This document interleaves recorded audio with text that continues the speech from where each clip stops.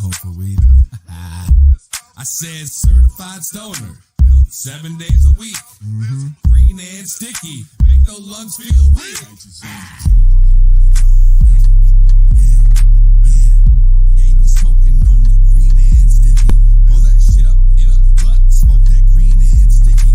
Give me everything you got of that green and sticky. Burn it up, never catch a charge. Roll it fat and extra large. Put this blunt up to your face. Touch your lips like a sweet cigar. Wax on top, I wanna fly. I like that keep when it's inside. Smoke in my mouth, look in my eyes. Feeling so slumped, looking so high, back so low. Like a surprise, hit up the plug and I advertise. I want you to bring that big loud back. Dropping in my old garage. Need that green, making me scream. Out in public, feeling so mean. I don't cook, I don't clean. I order that takeout like a king. Roll it up, light it up, smoke deep inside of me. Quick exhale for a let it get the best of me. I never ever cough unless the devil was about to be. I roll another one for a let it hit a clown on me. Talk your shit like that trash. Ask for a hit cause I smoke that gas. You really ain't never gonna beg me for a thing. I ain't frontin' you.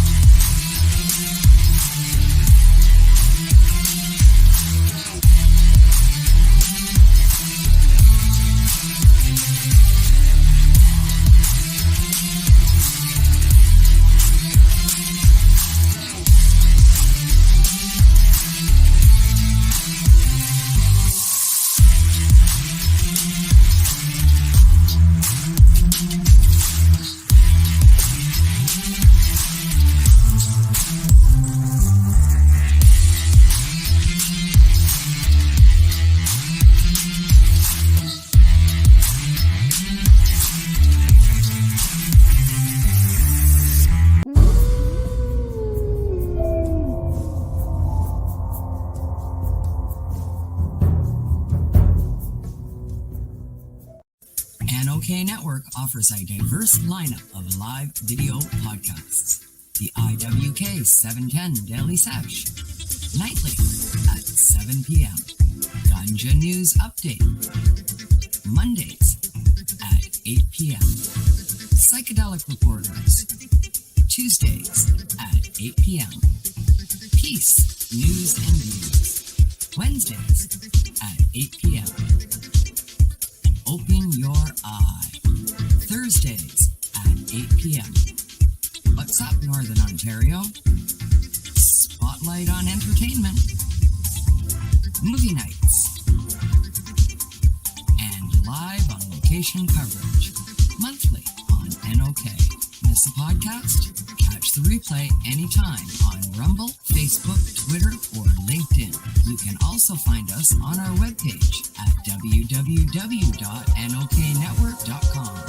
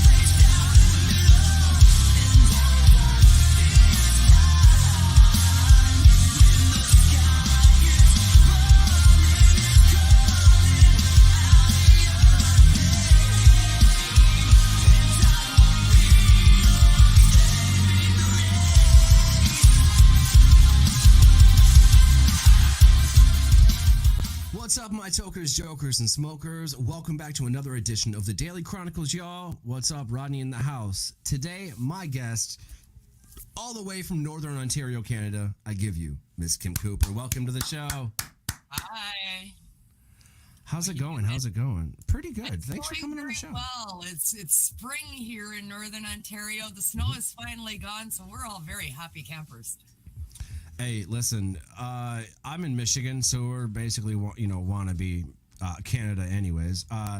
The UP just got like 18 inches of snow, and it's 51 degrees here. It's confusing as shit. I know. It's confusing as shit. I don't trust what the weather says on my phone. I don't trust the weatherman, period, weather woman, weather person. I just roll a dice. That's really what I do now. Yeah. Look out the window. The only thing we can do. Exactly. Is it raining? Is the rock out there hanging wet? No, then it's not raining. So easy. I love that. But no, thanks for coming on the show. We got the weather out of the way. But no. So Northern Ontario Network. I've been seeing this for the last few years. I've actually had, what was it? Waylon, the indoor farmer, actually. I had him on the show not too long ago, and he told me about it. And I've been seeing a lot more. I've been hearing about Kim Cooper. I've tuned into a few episodes here and there, when I can and stuff like that. But no, I mean, this thing is huge. Like, this isn't just like you in a basement or anything. This is like an actual network. Tell me a little bit more about it. Yeah, I formed an NOK network just about 18 months ago. I had been working for other grassroots podcasting and radio networks for just over a decade. I took my decade of experience working on all of these other fronts, and I launched my own company. I thought it was time, with all of the information that I accumulated. All the other networks that I work for in grassroots media were cannabis based. I wanted this one to be a little bit different given our current times. There's a lot of subject matter out there that I want to speak to, and not all of it is surrounded in the cannabis space. Life is hectic these days, to say the least, across the board on many fronts, and I wanted to put a spotlight on a lot of it. So I created NOK Network, and we are a diverse podcasting network that covers life events, local and community goings on. We do spotlights on entertainment. We do some controversial movie nights, as well as cannabis and psychedelic podcasts. I like everything you just said. Like, that sounds like all of my hobbies crammed into one. That's amazing. I'll have to definitely tune into the movie thing. I haven't seen the controversial movies or anything like that yet, but that's my fault because I'm an asshole. No, but I definitely want to check it out. I'm very busy. I understand that.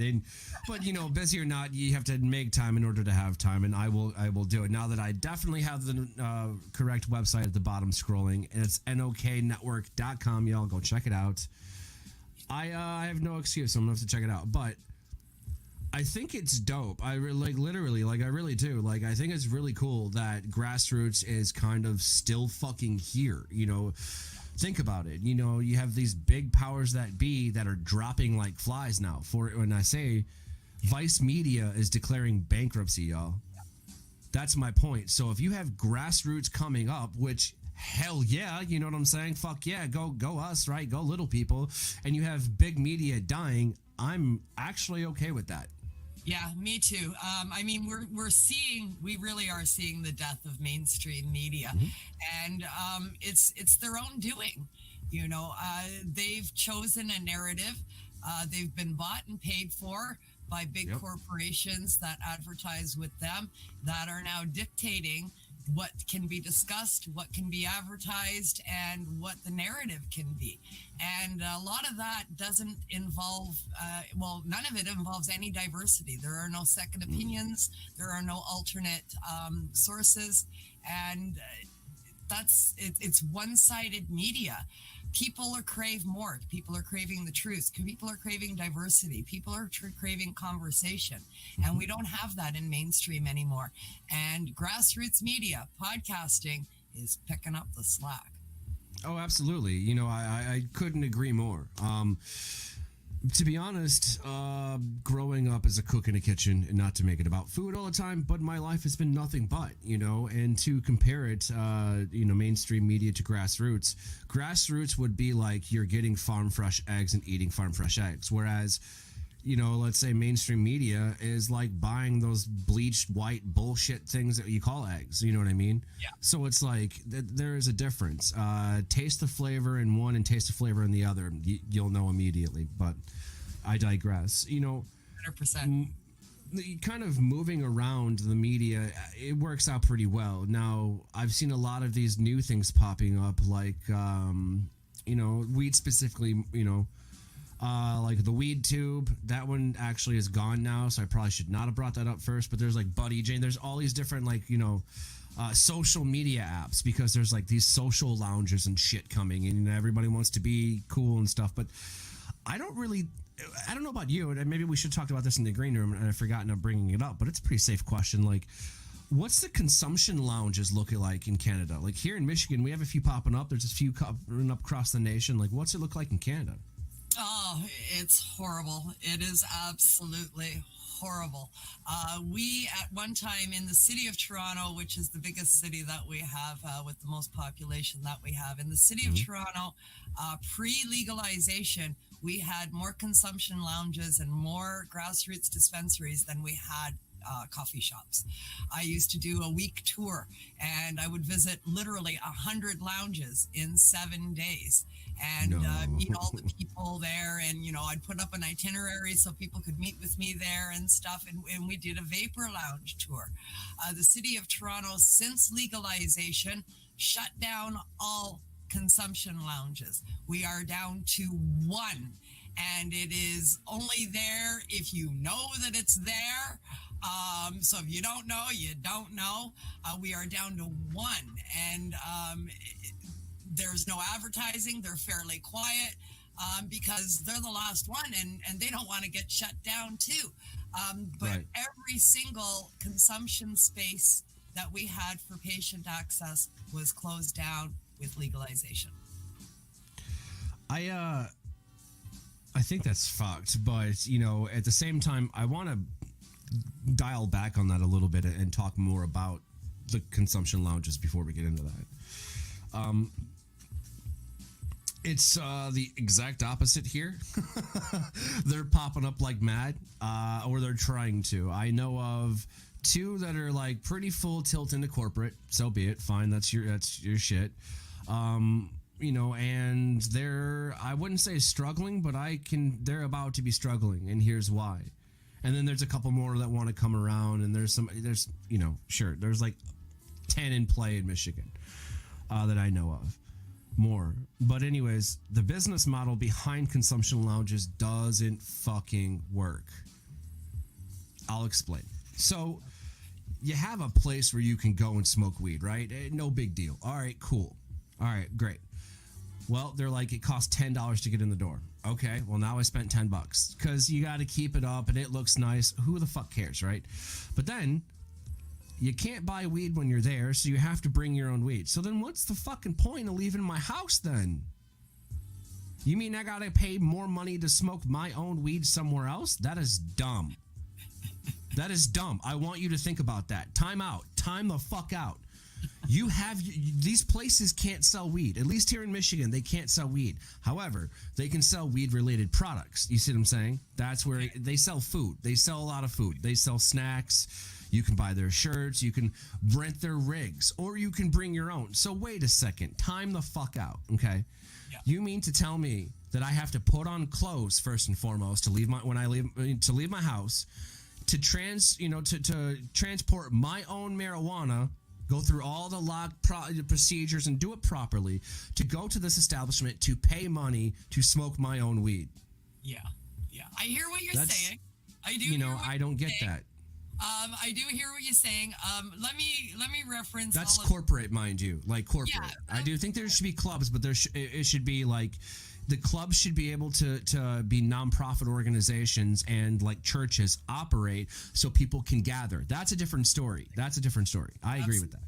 Yeah. I hear what you're saying. Let me just answer that by telling you how Sure. Canadian lounges ran pre-legalization. And that'll encompass everything that you just stated there. So Canadian lounges that we had pre-legalization had pretty much the same criteria. No cannabis was sold on premises. There were a couple that had sort of like a dispensary sort of upstairs that you could go and purchase and then come back downstairs to the lounge, right? Okay. But only one or two of those operated in that way. All the other lounges did not have product for sale. And they actually had a sign on the door saying no sales and no mooching, because people would come in there looking, you know, oh, you're smoking weed? Hey, can I get a joint off you? Yeah, okay, I see it. And people would get annoyed, right? So there were no sales and there were no mooching in our lounges. The way they were set up, it was a communal space. A lot of people that are cannabis consumers are patients. Many of them are suffering from stuff like anxiety, PTSD, and cancer. So they were cancer. So they were isolated in their home. So yeah, we can all stay home and smoke our own weed, but it gets pretty freaking lonely. So it was more of a communal space. It was a place for like-minded people to come together and smoke together. You know, they would have, you know, comedy shows, bingo night, all of these different activities. Different night of the week meant something different that was going on in the evening at the lounges, and it gave people a place to go. So I can kind of understand the no sales thing that's going on, but in the age of legalization, you would think that sales could get integrated into that. Now, all our lounges closed at the hands of the government. The government in different provinces, like your states down there, we have provinces, and in the various provinces, provinces enacted new bylaws that encompassed smoking and vaping and created what they call here in Ontario, Smoke-Free Ontario, which means there is no consumption of anything that's combustible or vaporized in an inside space. This effectively closed every lounge in our province. Like that. Just like that. So I want to go back, because I think that I may have come on too strong about consumption lounges, because I'm coming at it from a business perspective. I'm looking at it, at money, man. Okay, so if I'm, let's say, opening a consumption lounge, okay, and I write a business model and I write it down, somebody somewhere had to have approved this for the people to get funding, whether it be an investor, the dude had money that shoved, it doesn't matter, it gets funded somehow. Okay. How do you not, so when you're doing strengths, weaknesses, and threats and shit, how do you not include like, yo, people could just not want to go, you know what I mean? Like, that's the truth. That is the truth. All right. Unlike with a restaurant where you can, people like, well, people just won't eat then. No, that's not true. They will, that's a known. Yeah. But in the middle of a fucking recession in the United States, we're in a recession. This is welcome to the depression, y'all, for the second fucking time in my life. The point is, I don't understand how that would keep afloat for 10 years when we don't even have all of the laws figured out yet, much like Canada. You know what I'm saying? It would be a damn shame if something like that would happen, for these people to lose everything and the community centers would close. That being said, I am a cannabis advocate and activist in Michigan. I need to do more of my activism, but I'm doing pretty well this far. The point is, I do believe that we should have communal spaces. I think that these places should be run as 501(c)(3)s, which in the United States is a nonprofit. Okay. I think that pay your employees that way, do all this shit anyway. Do what you got to do, right? But make sure your overhead is covered. At the same time, if you did it like that and it was communal, then you could do membership fees and things like that. Then you could do these things. That's fine. Now, there are places in Michigan that are doing this, okay? I'm going to shout out two right now. I do not have any affiliation with them. I just like what they're doing and what I'm hearing from them, okay? So one is the Flint machine, or what is it? The Flint Social Club or something like that. It's the one in Flint. You know what I'm saying? I've seen a lot of awesome shit happen there. I really have. They've come up in the last 3 years amazingly. Flint Social is definitely amazing. They have a doctor on site most of the time, or certain specific days, so you can renew your card. You see what I'm saying? Right. And from what I've seen, it's just a bunch of people coming together and smoking weed. Like, that's all it is, dude. They got some snacks here and there. They got a kitchen, so it's BYO, smoke, I guess. What's your membership fee? They charge you a one-time. I don't even think they charge you a fee. You just need your card to get in, honestly. You go there with your card, you're walking in, you're going to smoke a joint. That's what's going to happen, man. Get you some snacks, say hello to the nice people. Then you got the Genesee County. I really like what's going on over there. I think it's called G3 or something. But at the same time, they're both set up similarly where they have the doctors on site on certain days. You see what I'm saying? So they're like, listen, if you think that you have an ailment, or whatever have you that could be cured by cannabis, come get your card. We have a doctor. So it is a medicinal setting. It's a medical setting. It's probably about as holistic as you could fucking get. You know what I mean? I love that. I want to see more of that. You know what I'm saying? I would fuck with that, definitely. But when you're a corporate company, like let's say SkyMint, we'll talk about them in a minute. But if you're, and you come out and you dump, let's say $650,000 into this place, right? Two things are going to happen. One, you're going to have to sell it for pennies on the dollar. We'll talk about that in a second. And you're going to take a huge L. We're talking a massive L here, okay, business-wise. And two, it's not going to do good because people are going to go, why should I go and spend $40 to walk in the fucking door to smoke, my own shit? That's what people are going to say, So I did have to clarify there that, hey, my heart absolutely with the community there. Yeah, absolutely. Most of the lounges that were set up here in Canada pre-legalization were set up under the pretense that they were patient lounges. And that's why the criteria was put in that way. It was a defense, basically saying, no, we're providing a service to medical patients that are legally entitled to consume cannabis. We've, of course, in Canada, we've had a medical cannabis program for over 21 years now. So this space had an opportunity to develop and expand. Over the course of 21 years, an entire society was created, an entire industry was created surrounding medical cannabis. And it was all created by grassroots people. And then legalization came just under 5 years ago. And they killed it all. That's exactly what happened in Michigan. 100%. And that actually leads me to the next part of this conversation that we had mentioned in the green room. SkyMint. Okay. So, for those of you who don't know, and maybe who you do know, but listen up. SkyMint used to belong to this little group that I boycotted vehemently. The group was the MCMA. They were at the fucking top of the list, and we'll just put it this way: if you want to buy some SkyMint, assets or memorabilia, you can get it now. Pennies on the dollar. Pennies on the motherfucking dollar. Like it is a. You want to talk about like a supreme liquidation sale? Like this shit. Yeah, I mean it's bad, y'all, and it's just like what we said. Now that's not the no. They took a massive L and they fucking deserve to, but at the same time, like that's not the point here.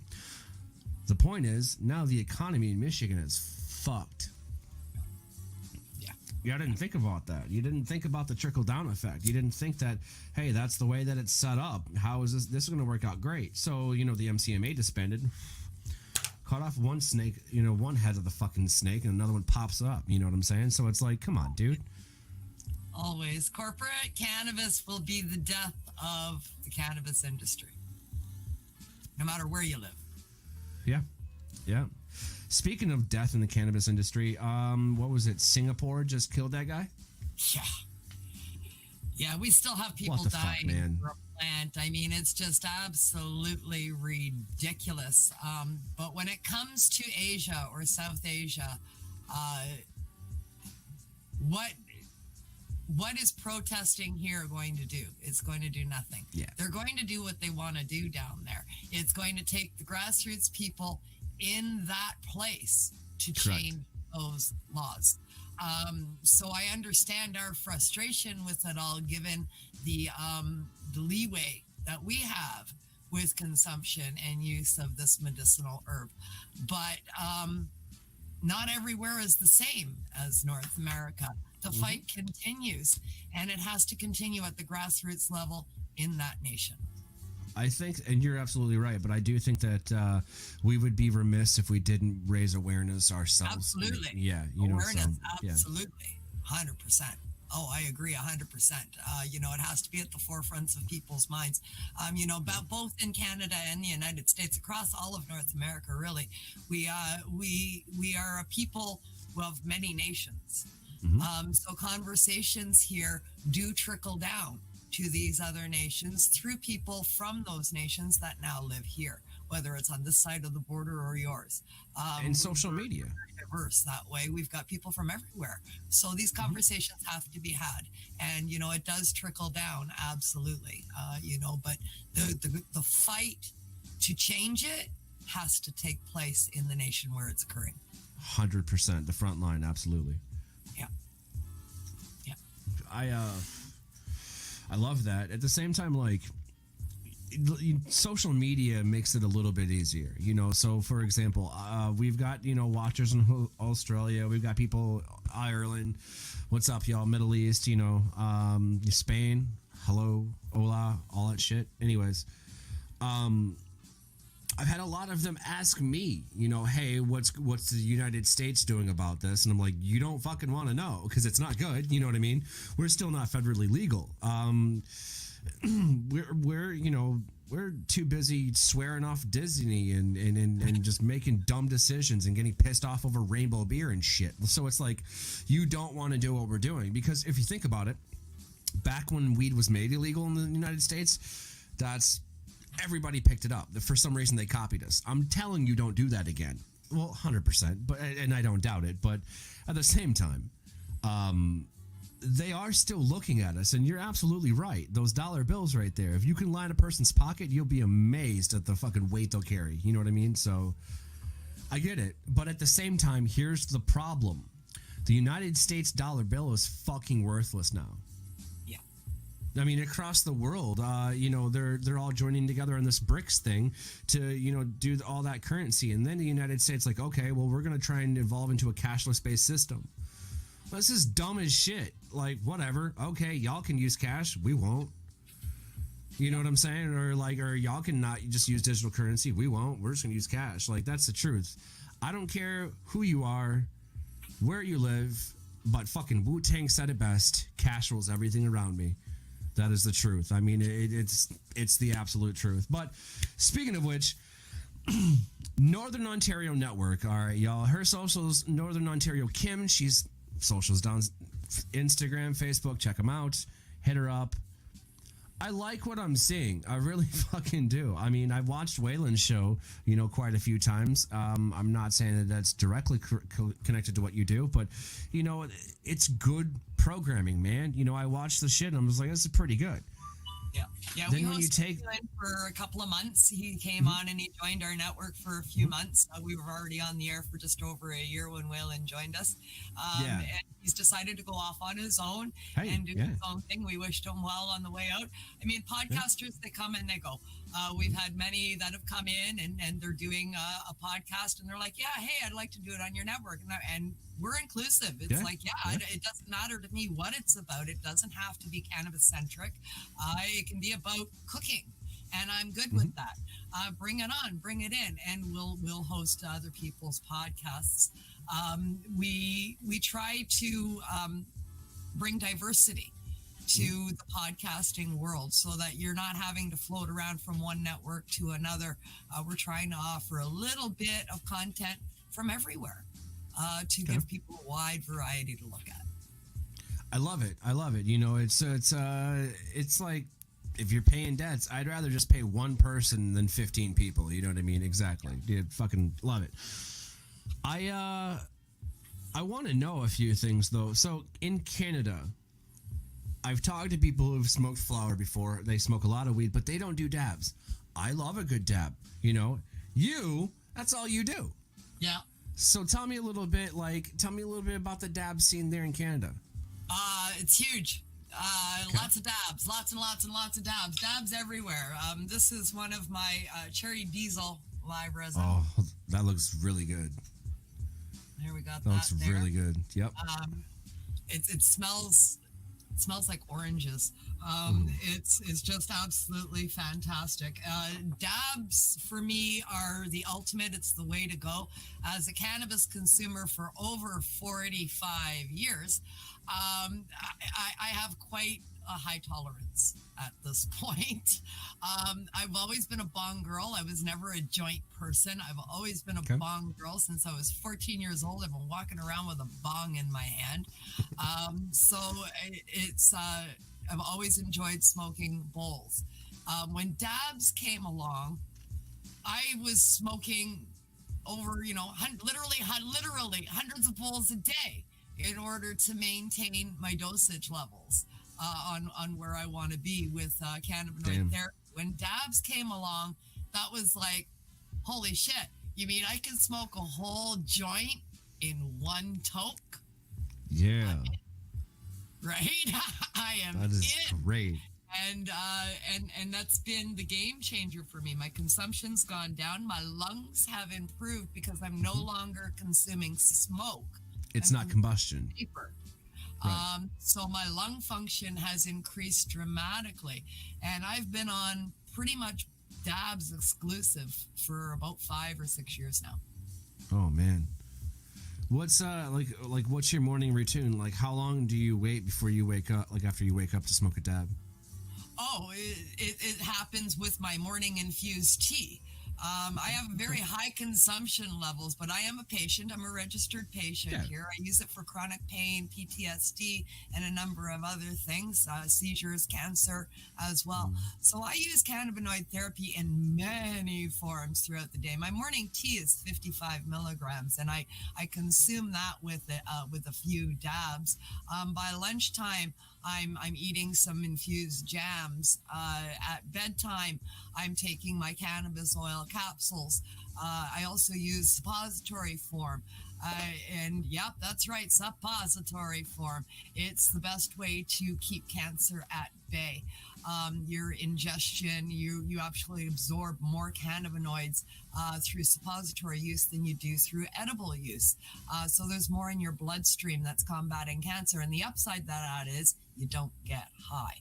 So it doesn't, because you're not ingesting it through your liver and you're not combusting it, there is no euphoric effects, only the medicinal values of the plant going through your bloodstream fighting that cancer. So, I mean, I've got topicals in the house. There's not a method of ingestion that I don't use. I love all of that. I mean, I'm a little iffy with the taking it in the back door. I mean, I will. But now that here, hang on. If I'm not against it, hang on. This is what changed my mind. At first, I was like, absolutely not. I'm gonna get high as fuck because you can't do that with alcohol. You'll die. You know what I mean? So it's like, I'm just like, maybe not, girl. No, I don't like where this is going. No, leave my back door alone. You're like, you don't get high. In like as soon as you said, I was like, in. I don't give a shit. I got really sick when I was a kid, and that was the only way that they could give me some kind of whatever. Probably, what was it, antibiotic or something. But yeah, I don't really care. I'm not one of those dudes. But at the same time, I just didn't want to start seeing Venus up close, right? You know what I mean? So don't get high. That's legit. My question is this now. So we see, this Johnny Appleseed tattering of cannabis around your house. This botany, going on, and I don't know if I want to call it botany, but at the same time, there is enemas involved, sort of. So the fact is, where do you find, a little bit of time to put your mushrooms in there? You were talking about mushrooms a little bit. Are you a consumer? Yeah, I use psychedelic therapy as well. I've used psychedelic therapy for quite a number of years now, more seriously over the course of the last 3.5, 4 years now.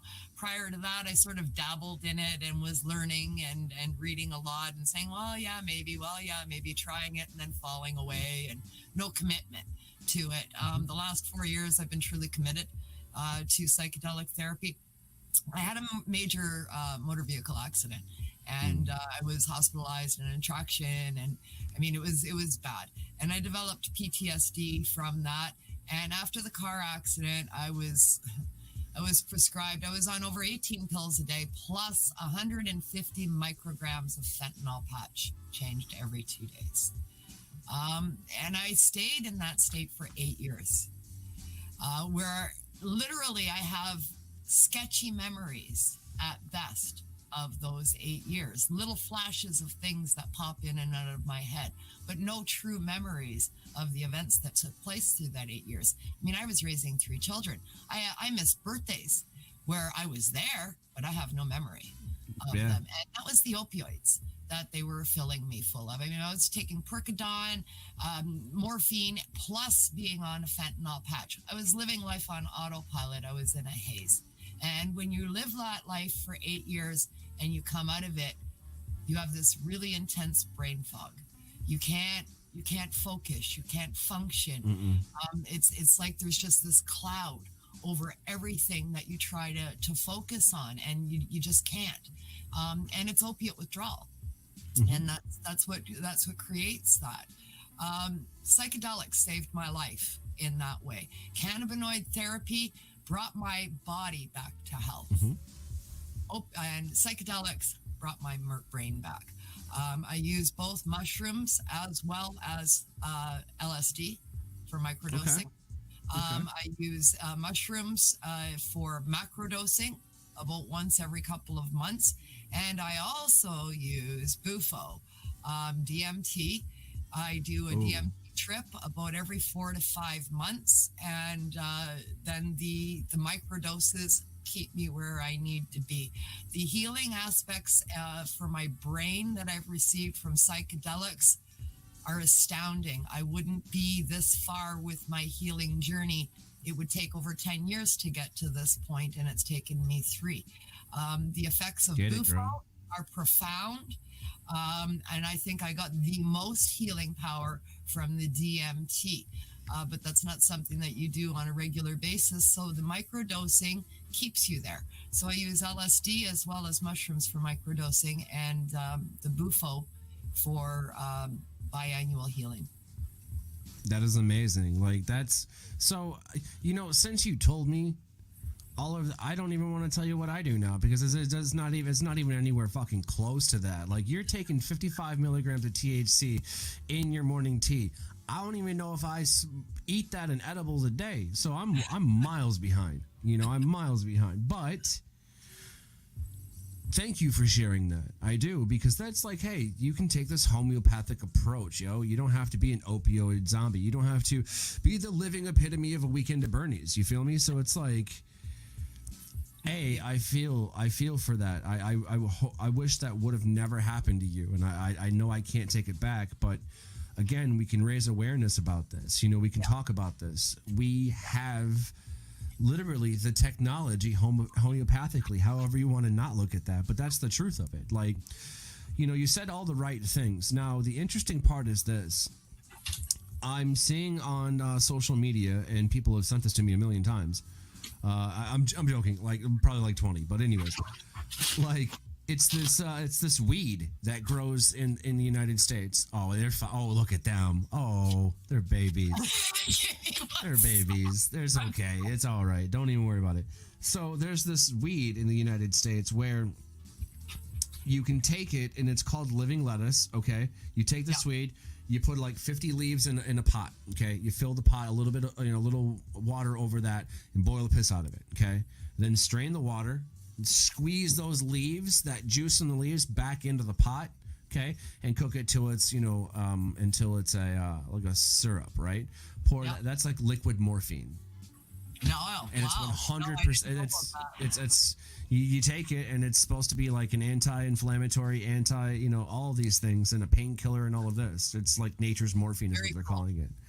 Yeah. So now I'm out here in the woods looking for this fucking plant, going, I need 50 leaves of this thing. It's a real life quest. Right. I am on a real life quest, and so that's what I'm doing. But no, I do take shrooms. I do cordyceps. I do reishis. I have my psilocybins set aside. and I microdose with chocolates throughout the day because I'm a fat ass. So I'll just smoke weed, get hungry, eat shrooms. This is great. You know what I'm saying? So it's like, I probably take, if I remember, like up to about a half a gram of shrooms a day. So not shit. You see what I'm saying? Yeah. But that's the psilocybin. It's a few grams of my reishi, few grams of the cordyceps. You get all of that shit. And then if I have to, I have an allergy to, seasonal shit. We don't know yet because I'm not paying for it. It's just allergic reaction. Benadryl, whatever. The point is, I might take a Benadryl. I might take a Claritin, maybe if I need it. Yeah. But for the most part, I just fucking smoke weed, man. I can't do dabs before noon, though. Like, I just can't do it. I won't get shit done. You know what I mean? Like, that's the truth. Like, tolerance, right? I'll be tolerance, right? Yeah. And I've got a pretty high tolerance. I've been ingesting cannabis for a long time in many, many, many forms. Most people don't have as high a tolerance as what I have. People see how much I dab in a day and they're like, oh my God, are you dabbing again? And it's like, yeah, I'm running an entire network on these doses. I'm producing, hosting, and editing shows every single day. We're on the air 7 days a week. I'm making commercial tracks. I'm negotiating contracts with sponsors, booking guests, doing interviews like this one right here. And, I'm functional all day. So no, cannabis doesn't make you lazy. It doesn't make you a couch potato. And much will depend on the strain. So that when I'm dabbing all day, I'm dabbing a hybrid, but it's always a sativa leaning hybrid. And then in the evening after dinner, I switch that over to an indica. And then by bedtime, I'm ready for bed. Because the indica is working in an aspect that it's going to make me tired and help me sleep. But much of your consumption and your tolerance levels will go to strain. So much of this is strain related. Depends on what you're smoking, not how much of it you're smoking. Yeah, I'm a terpene heavy, individual. I don't consider myself an aficionado or anything. I have different strains for different pains. That's the way I look at it. And it all comes down to the terpene, complexity and what it's mixed with. Now, I don't find myself being a prescriber to sativa, hybrids, or indicas anymore, as I just find that's lazy marketing under my research because and there's more to back it up. But at the same time, when I grow it, that's a different story. It's going to grow like a sativa, grow like an indica, grow like a hybrid. Anyway, the point is weed is weed. However, terpenes, dude, we talked about this. Oh, yeah, we talked about this. I got a hold of some wax from Canada. Okay, sorry, Canada. I'm sorry, I'm joking. But no, it was called Moby Dick. Yeah. Right, and you can smell right off the bat pine trees, which tells me it's high in pinene. Now, pinene I love because it clears your upper respiratory, and shit like that. It's great for sinuses. So clearly I would like it having allergies. And so I smoked that, and I tell you, we joked. It tasted like pine trees and flannel. That's what it was. I love it. I'm not mad at all. But at the same time, I can affirm that Canadian weed is indeed really, really good. And that you're absolutely right. Medicinal purposes. I just know me, if I smoke a nice fat dab in the morning, to just cough everything out, from snoring and whatnot, I'm probably not going to amount to shit that day. And that's the truth because I'm already baked by lunchtime, and so that's just me personally. However, I do smoke all day, every day, and that is the truth. I just do it differently. Like I took a couple gummies earlier, took mushrooms, those are pretty dope. I don't do teas just because I don't know. If I'm a tea person, it's in the evening, so I probably could do them then. I just haven't, you know what I mean? Yeah. Like I do make my own edibles, so I'm a little heavy-handed, sure. I think the edibles the gummies and shit from the dispensaries are kind of dumb. I mean, sure, some of them taste good, and don't get me wrong, and yes, there's some that you should. Is a gummy. Come exactly. On now. Exactly. You're absolutely right. But at the same point, it's so much cheaper to make it yourself is what I'm trying to say. You know what I mean? You can give them your money, cool. But I would much rather you make it yourself. If you handed me a gummy, you're like, yo, I'm going to eat that. And be like, if you made it, cool. I'm going to know. But anyways, I make my own bread. Well, my old lady makes the bread.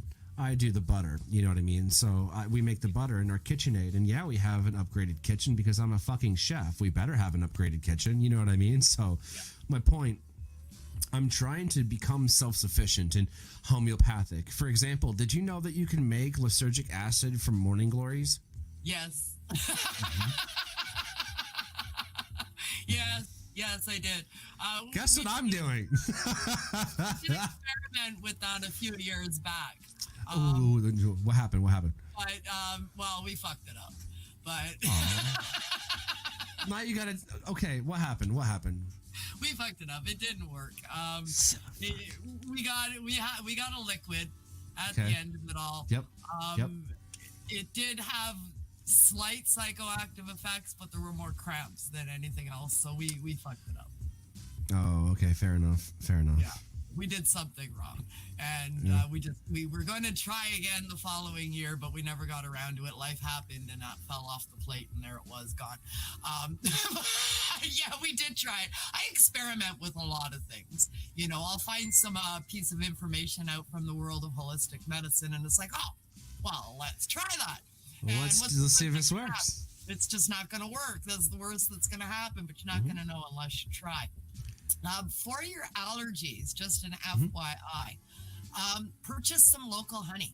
It has to be from an apiary that is within 100 kilometers. I think that's like 80 miles or something from your house in order to be beneficial. But if you ingest small quantities of honey several times a day that is local, you will build an immunity to your environmental allergies because you are ingesting the plants that are grown around you that are causing you to have problems. Yeah, I mean, I do. So I live very close to a university. You know what I'm saying? So it's like in that university, I know has an apiary program, and so we purchase our honey from that university. So it's not even a mile from the crib, not even 2 miles from the crib, right? And we've watched them collect it and then take it elsewhere. You know what I'm saying? And then we have to drive even. So yeah, already there. Love that. My mom taught me that actually back when I was a little guy.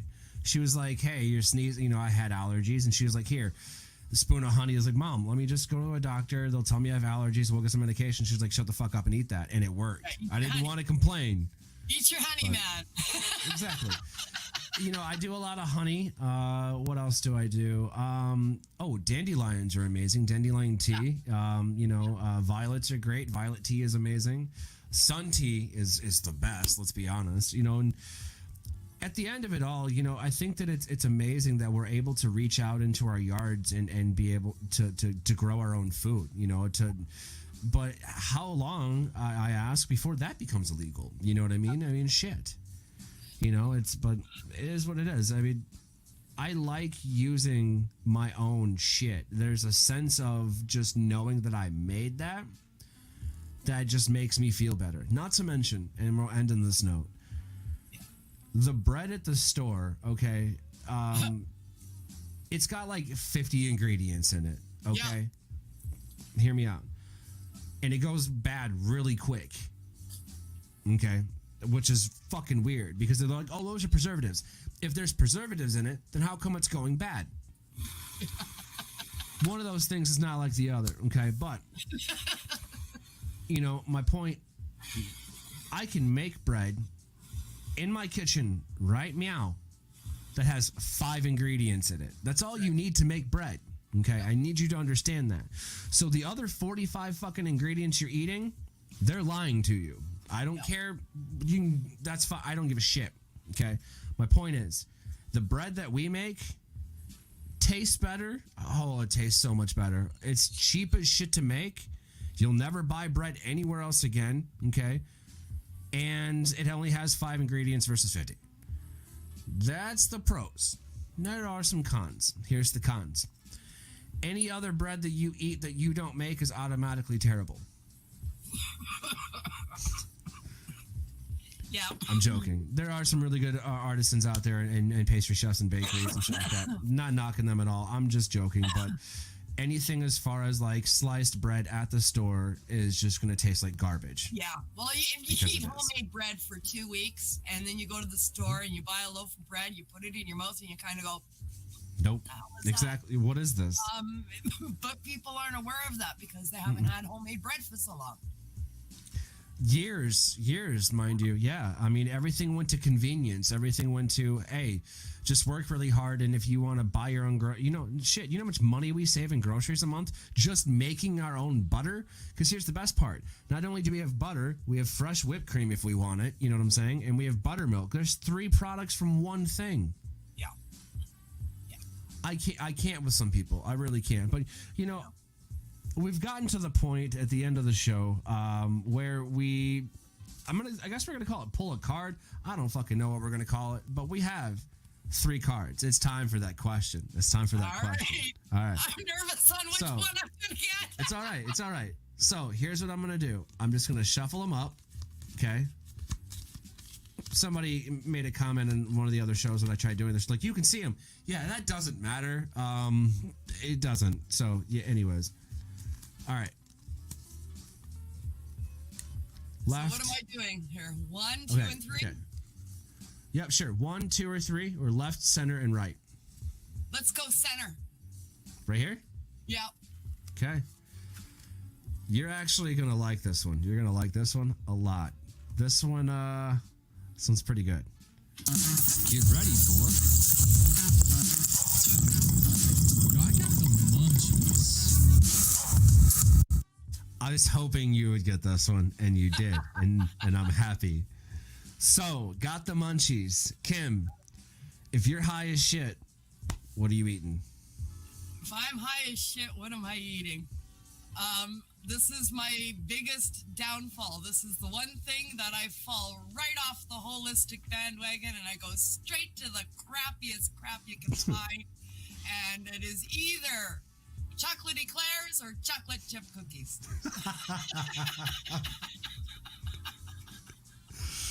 Straight to being a diabetic. You did not even pass go. You just kept going. Bury me with it in my hand. No, I love it. I love it, man. Chocolate chip cookies. That's I love that. So why chocolate eclairs? Like, just what about it? Describe it to me. I have no idea. It just, you taste it and I just melt. I literally have a physical reaction where I'm just like, oh.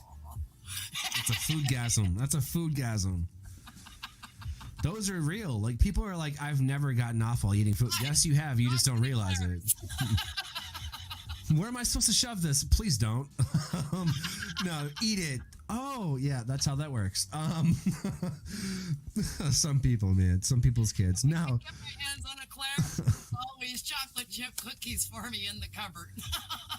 So, homemade or just regular chocolate chip cookies? No, they're not homemade. I wish they were. No, they're the old manufacturer one, the package that everybody knows and loves, the most famous chocolate chip cookie on the planet.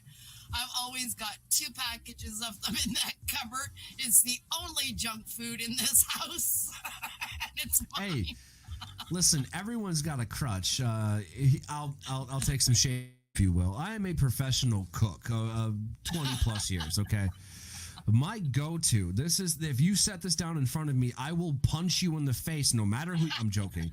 I'm going to eat it. Just deal with that. Yeah. SpaghettiOs with Cool Ranch Doritos. Oh my God.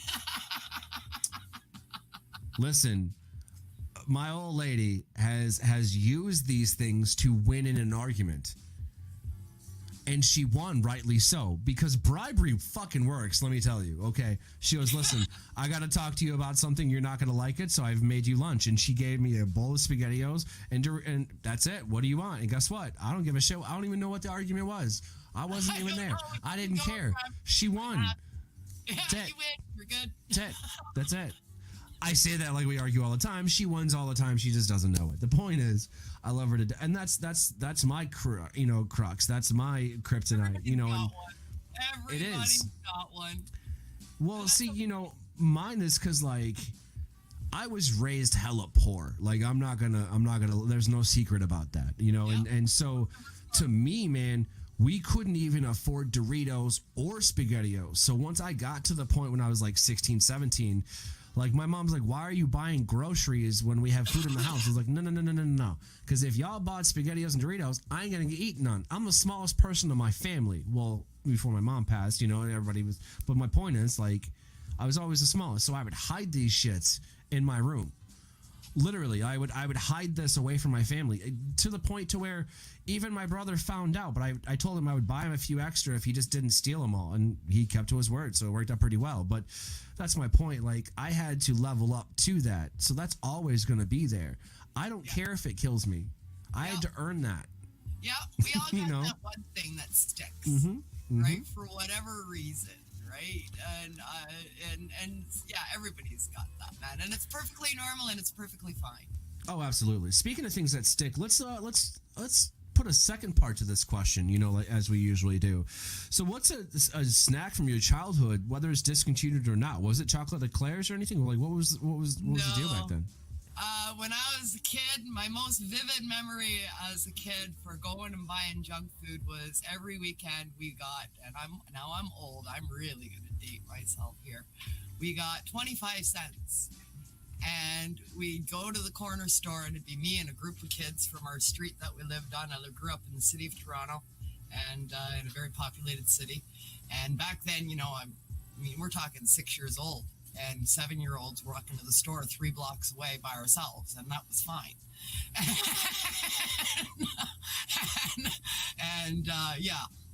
And so we're off to the store. 16-ounce Pepsi and a bag of chips. That's what I got for my quarter. They don't even make 16-ounce Pepsis. It was a big-ass bottle, somewhere, you know, between the liter. It was 16 ounces, was a glass bottle, big-ass bottle of 16-ounce Pepsi and a bag of chips. Yeah. Chips in the bar. Okay. Chips pop in the bar. Yeah. Okay. that's what we got as kids. Yeah. I turned 60 years old this year, so I'm talking about the late 1960s here. So, yeah, late 1960s, early 70s. Dude, that's dope as shit, and I'm glad you're still fucking with us, you know, and that's, you must have seen a lot of changes over the years, cannabis-wise. Let's be honest. You must have like watched this entire like city rise and fall, if you will, and you know, bearing witness that. Activism for me started in 1978. I started consuming in 1976, and I became an activist at the age of 14. And I was on Yonge Street screaming about the benefits of cannabis. There it is. There it is. Yeah. And here I am, I'm 60, and telling you how good cannabis is for you. You know, I find myself, you know, curious. Like, there are people, still in prison over this. There's people that have been executed for this. There's people whose lives who have been ruined for this. And now, we're still finding out today where, if you smoke this, you may not want to slap somebody across the face and catch a charge. You know what I'm saying? Like, it actually is medicinal, y'all. And, you know, talking with Miss Cooper here today and her telling us about, you know, the NOK network and everything that she's doing, the activism and everything, I think that should definitely be a beacon of hope to people who need it. I think that it should absolutely be, you know, a shout, like a flare gun to people who, like, you know, need to you know, congregate to that, like a place where they can smoke together as a community, because there's a lot of people out there that, with all due respect, Miss Kim, that have it a little bit worse off. You know, they can't fucking move or something, right? And they've got to smoke just to get an appetite to eat so they can stay alive, you know? And so it's like, you're not just doing it for you. You're not just doing it cause you're doing it for everyone who needs to fucking heal. And the problem is, and I wouldn't be me if I didn't play devil's advocate. What do we need to heal from to begin with? Like, why do we even need to heal to begin with? Like, why isn't life, you know, a little bit easier, if you will? You see what I'm saying? Like, why can't we just fucking change the way that we're living? Because that's the thing. Like, let's face it, pharmaceutical companies don't really give a shit. It was what we were talking about earlier, profits over patients, okay? That's your answer, right there. Correct. That's your answer right there. We have become a society dependent upon pharmaceuticals. Now, how did that happen? Well, it's very simple, you see. We've grown up, since the dawn of time that, when something's wrong, we call the doctor. And throughout history, throughout time, we trust the doctor. Something happened in 1970s, 1960s. Things started to change. A big change took place in the 1980s when pharmaceutical companies were then allowed to sponsor hospitals and sponsor medical programs and sponsor media stations and put advertising on television. You see, before that, it was illegal for them to do so. And then the law changed. And then our doctors changed. Now they no longer work for us. They work for the pharmaceutical company. And we still trust them to be doing what's right for us. And I got news for you. They're not. And that's the problem.